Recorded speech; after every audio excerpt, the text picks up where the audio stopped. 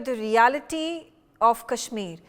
Amidst a lot of Western media portraying Jammu and Kashmir as a place where there is no security, there is no safety of the people, here we have with me, joining on a very special telecast, an exclusive interview with a Saudi-based Indian. His name is Zahaq Tanveer. He has recently visited Kashmir and he was pleasantly surprised because he had heard a lot of narratives built around Kashmir, but when the reality came forth about the prosperity, the progress, the welfare, and how there is entrepreneurship, education that is being encouraged, how the people of Kashmir, the youth of Kashmir are full with vigor in a bid to build a better life for themselves, their families and for the society. Let's open up this discussion. Let me get Zahaq Tanveer on the telecast with me. Zahaq, it's good to have you on the telecast. And I'm going to start off with this tweet that you put out.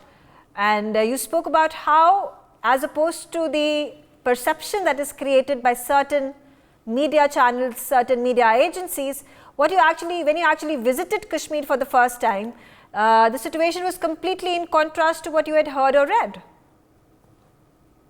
Thank you so much for having me on this show. My experience of visiting Kashmir, J&K, has been really amazing. I was invited all the way from Saudi Arabia to India to participate in the Y20 consultation meet. And I believe this invitation has, blown away a lot of cobwebs and, a lot of rumors which were made that, Indian government hates anything that is Muslim. You see me, that I'm a practicing Muslim living in Saudi Arabia and learning from the ulama. And I have to say that I was given equal opportunity and dignity at the Y20 summit. By the way, let me tell you that this was my first visit to Jammu. And when I got the invitation for Y20, I was told by my friends and family that, this place is militarized. It's a police state, and you have to be very careful when you visit this place. And I was a bit speculative, but, I thought of giving it a shot, and I said that, no, I have to visit and experience it firsthand. And when I visited J&K, to my surprise, I saw that whatever I heard in the media, it's not the case. It's completely opposite. I could see, as you mentioned about my tweet, I thought that it was my sincere observation. I had to tweet about it. And I tweeted that everything is normal. The life is normal. The people are walking on the roads. The girls are going to school, and people are doing business. And everything is as usual, as normal. And it's not the way what we have seen. Okay. Zahaq, you mentioned that you were invited to the Youth 20 delegation that was taking place in Jammu. How was your experience? As I told you that the experience was really amazing. I believe that a lot of intellectuals were called for the summit, and they paid heed to my words. They gave me same dignity as other people had, and they gave me the opportunity to express my views, and they appreciated my views. And it's not the case what you have seen in the media. Okay, all right. Also, give me an understanding of how there has been integrated push by the government and by the armed forces to catch hold of these non-actors that are present in Kashmir and the radicals that are spreading this violence and thereby putting a bad name to Jammu and Kashmir. I would say that non-state actors usually are two types. The good non-state actors, like who align with the objectives of the state, and the bad non-state actors, like extremists and terrorists. We see that among those non-state actors, you have the black-collar non-state actors and the white-collar non-state actors. And these white-collar non-state actors have been doing the lobbying and the narrative building against the state and the government, and they have been pushing this narrative in the media. And I would say that they were not successful in what they were doing.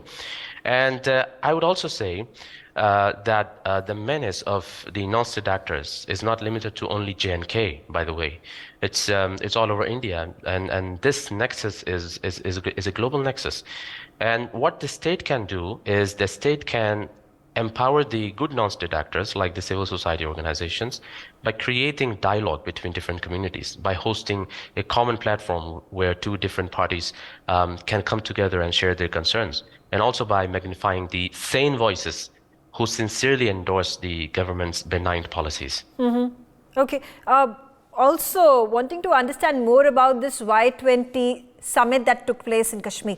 If you could shed more light into who were the participants, was this also focused on encouraging entrepreneurship and focused on the financial health of Jammu and Kashmir?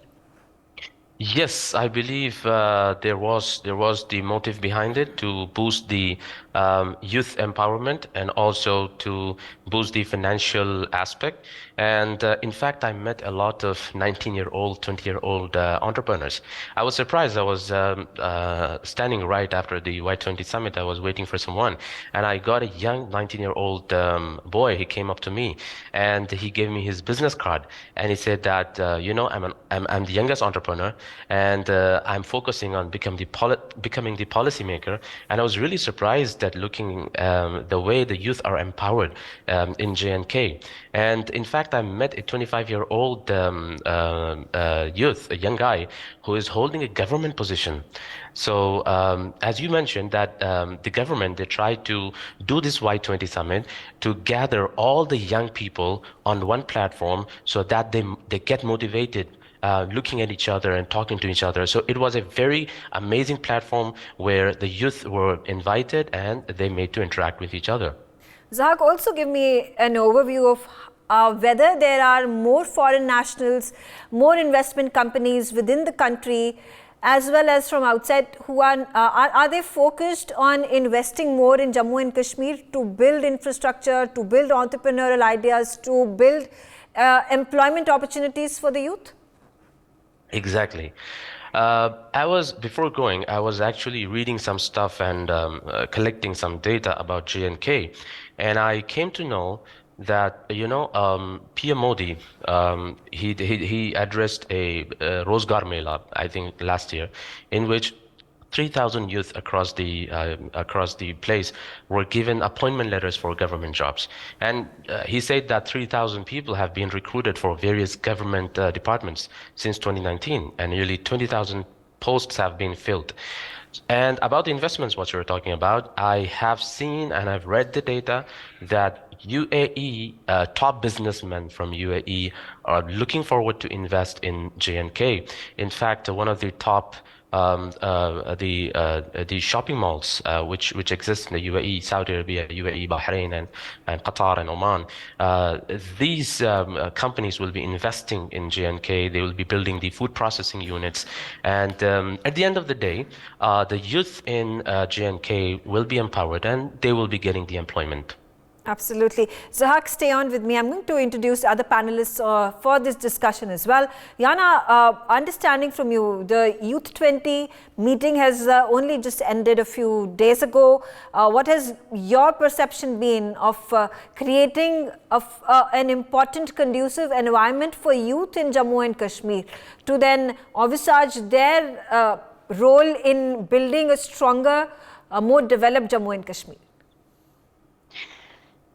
If you're asking me how the youth can contribute in many ways, Megha. But I would first like to, if you'd give me a chance, I'd like to speak about Mr. Zahak Tanveer's tweet. And because this is what the show is about, and I'm so happy with the way he's expressing whatever he saw.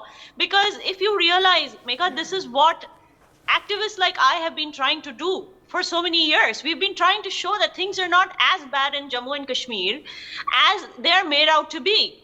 And I believe that what Zahak is speaking right now should, the Western media must take notice of it and stop judging and policing the Indian government regarding Kashmir just based on fake, unverifiable Muslim Twitter accounts. Why are these Twitter accounts operating anonymously without a DP, without, a display photo, without any verifiable information about themselves? What are they hiding? Why are they so anonymous? What they're hiding is the root of the problem. And what they're hiding, it is a complex problem. You see, it was, according to NIA's investigation in 2014, close to about 100 million US dollars was received just by one organization of Sayyid Salahuddin called the JKART in the name of Kashmir Jihad and in the name of resettling Kashmir conflict victims, apparently. Just one organization, the JKART. Okay. You can imagine how many organizations there are world over, and they have their own agents sitting in countries like UK. You have Ayub Thakur, you had Ghulam Nabi Fai, and then you have in USA, you have Tony Asha in Malaysia, you have this whole racket. You know, it was $1 billion industry that got rattled when the 370 was abrogated, because now we have a government that's trying to tell the youth that this is not the way to make money. This is, you know, in the name of the same thing is happening in Israel and Palestine, by the way. Come, I spoke on your last show, the same thing. Come Ramzan, and in Al-Aqsa Mosque, there are rogues hiding already with, guns. They send a rocket into Israel. They know Israel is going to react tenfolds. Lights, camera, action, everything on, and they start asking money in the name of Palestine Jihad. The same thing was happening in Kashmir. So now the government is trying to take the youth to the right path, trying to, tell them that you have so many talents and you can use those talents in different ways. You can become policymakers, you can become government officials, you can even become entrepreneurs. So many schemes coming out to help them set up their businesses. Absolutely. So many easy ways to get loans now. You know, there's Mission Youth, there's Mudra loans, there is this and that. I can just start, if I start naming the kind of schemes, and especially most of these schemes, let me tell you, while in other states there are many schemes that are applicable only to people who are below poverty line and things like that, but in Jammu and Kashmir it's applicable to all citizens, like the Ayushman card, and also the Beti scheme. There is one scheme. Apparently, if people of Jammu and Kashmir have a daughter, 6,000 rupees would be sent into their accounts every month for that daughter, and when she finally reaches the age of 21, she will get a lump sum of 6 lakh rupees. So you can see, this is one scheme that I can think of right now. No, there are several of them, absolutely. And ever since abrogation of 370, these welfare developmental projects and schemes are then reaching out to the people who actually require it in Jammu and Kashmir. That's a very great step. Joyita, quickly getting a response from you as well. It is necessary, downright important and essential for the government of India to set up these summits and meetings, the likes of Y20, because to counter the hateful narrative that is being built, that is to feed to the Western media, it's equally or rather more important to allow for the reality of Kashmir to be displayed to the world.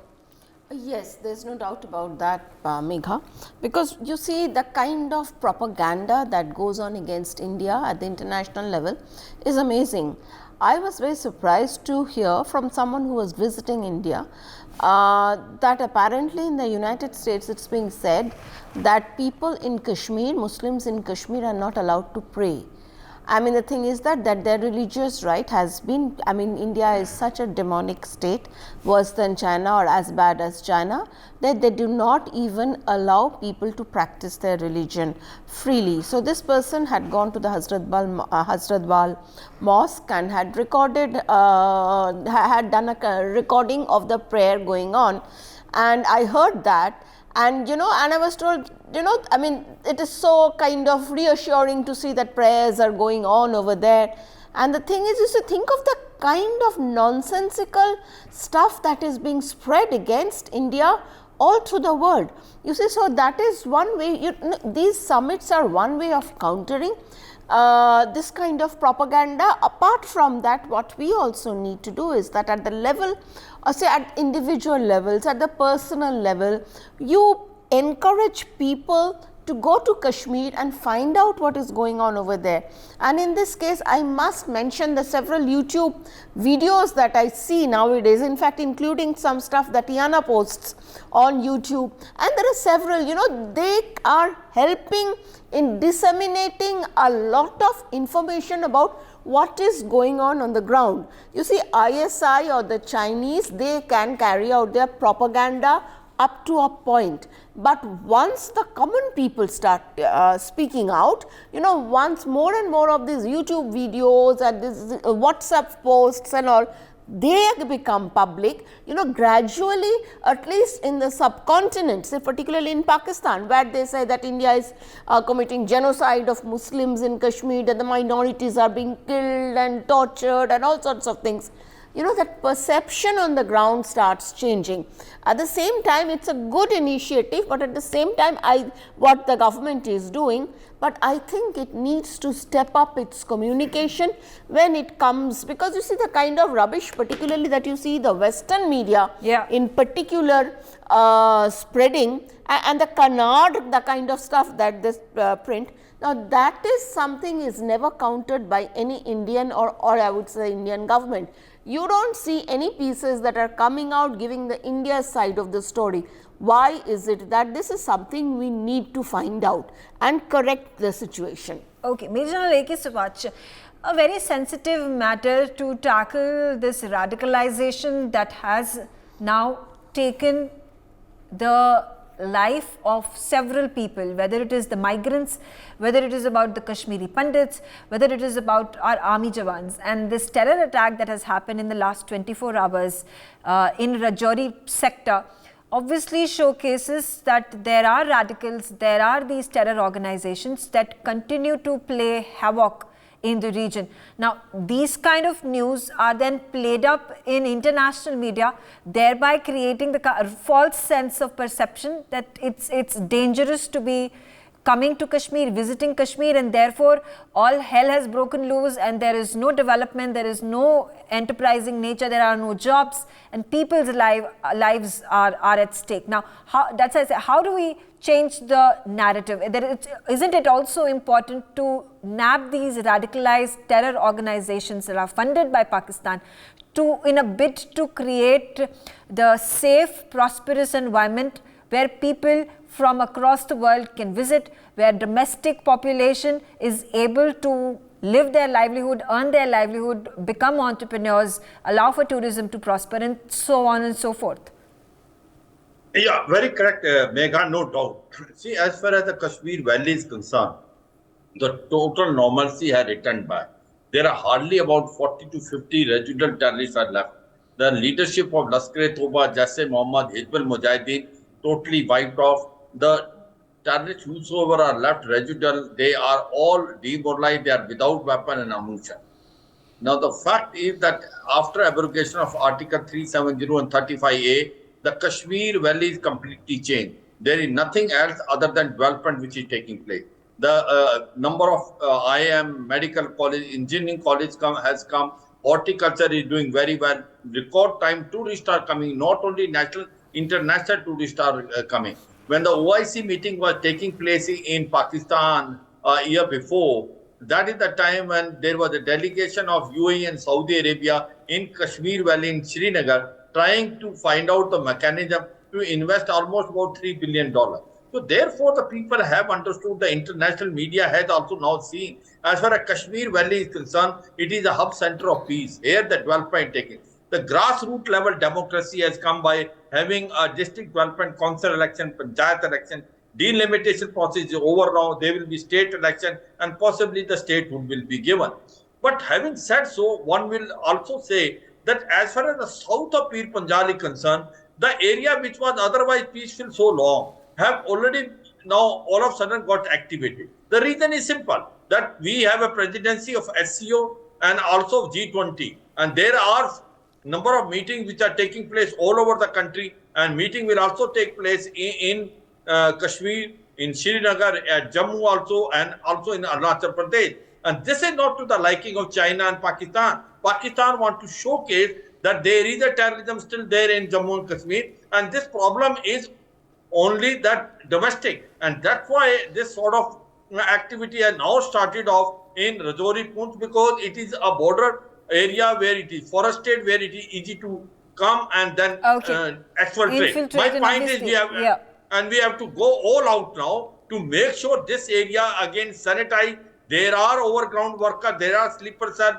We must go all out operation and trying to now neutralize all this. and Okay. bring peace in this area also, which is very important. A Okay. whole approach is very much required for Absolutely. complete Jammu and Okay, I'm going to Kashmir. quickly get in Akash Jindal. He's a senior economist, and talking about numbers and statistics and how important it is for investment to pour into Kashmir to become more prosperous, to allow for employment to be then given to the local youth.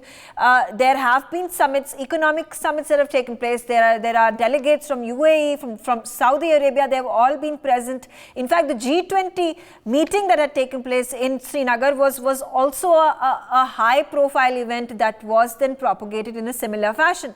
In fact, there have been investments that are pouring in domestically from other parts of the country by investors. There are investments that are pouring in from Saudi Arabia. In fact, Saudi Arabia's MR Group coming up with a multi-story shopping mall and so on and so forth. How important does it become to not just have investment, but to tell the narrative in the way it is happening by way of international investment, that is FDI, that is pouring into Kashmir? Very well put, Megha. The moment international investor comes in, the moment international investment sets into Jammu and Kashmir, the message itself is being very clearly and loudly delivered to the West, that yes, to the entire world, that yes, Jammu and Kashmir is progressing, my Jammu and Kashmir is progressing, and there's lot development which can happen. Now, let me give you some figures. 3,000 crores worth MOUs have already been signed at Investor Summit, where international investors were there from UAE, Hong Kong, Saudi Arabia. Then lot of businesses are researching there. Now there are lots and lots of opportunities in our Kashmir. One is food processing, agro processing. People are working on them. Since the time Article 370 and 35A have been removed, many global investors are looking very keenly towards Kashmir. And let me tell you, my organization, akashindal.in, had an interaction with Kashmiri youth. The Kashmiri youth are very talented, hardworking. They want to grow. They want prosperity. They want growth. And Kashmir is not only tourism. We know, yes, tourism is something which can get a lot of money in Kashmir. And tourism last year, we had a very successful tourist summer. Lots and lots of tourists poured, not only from India, but global tourists also. But J&K is not only about tourism. J&K means lots and lots of manufacturing also. J&K is not only J&K, all J&K is not hilly. There are many places in J&K where industries can be set up, particularly agro processing, food processing, then IT and BPO. There's lot scope in IT, BPO, and allied technologies which can be there in J&K. Now coming on to other things like agro processing, apples. Right. Right. You mentioned about it. Yes, you mentioned about it. And quickly, we're getting a last word from Yana before I wrap this up. I'm completely short of time. So, hasn't it been an important integral announcement that was made just a few months ago by the Indian government that the G20 summit, one of the meetings is going to be held in Srinagar? It has rattled Pakistan, and it's a moment of pride for India to be able to set up a meeting in Srinagar. It also puts Kashmir on a global platform where the G20 member states are then going to know more about Kashmir, its handicrafts, the beautiful touristic site that it is, and about the entrepreneurial ventures that they would be then keen for their companies from their countries to come and set up in Kashmir.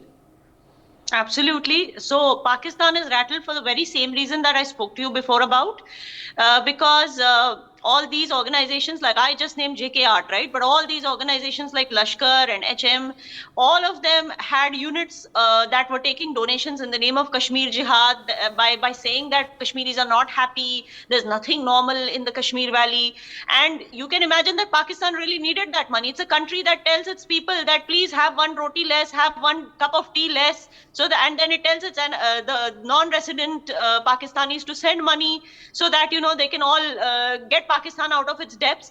So it needs that money. It needs that donation money that comes in the name of Kashmir Jihad. And also their Prime Minister had said that we have 40,000 terrorists and their families to look after too. Yeah. So you have to understand why it is rattled, because every time news of normalcy comes from Jammu and Kashmir, that is the reason why Pakistan gets rattled. And definitely all our panelists here have very beautifully described it. All the, all the possibilities that Kashmir will face, all the benefits that it will get out of being one of the UTs or state, whatever you can say, which will be on a global platform after the G20 summit. Yeah. Because sustainable development is something that Modi ji has always envisioned, and that is possible considering the kind of industries that thrive in Kashmir, like agro-based processing and things like that, like Mr. Jindal just spoke about. Right. And you can imagine how much scope they all have, including the service sector, because the Kashmiri youth there was a large number of youth that did not want to be involved in, 500 rupees a day stone pelting. They did not want a career like that. They want a proper conventional career where they can contribute to the world, and they're all looking forward to the summit. Absolutely. On that note, I thank all of you for joining me on the telecast. And here's 3 cheers for Kashmir for being able to build itself as a potential investment hub with the help of the Government of India and the international FDI that is pouring in on a large scale. Thanks for watching. For more such videos, subscribe to the NewsX YouTube channel, hit the bell icon.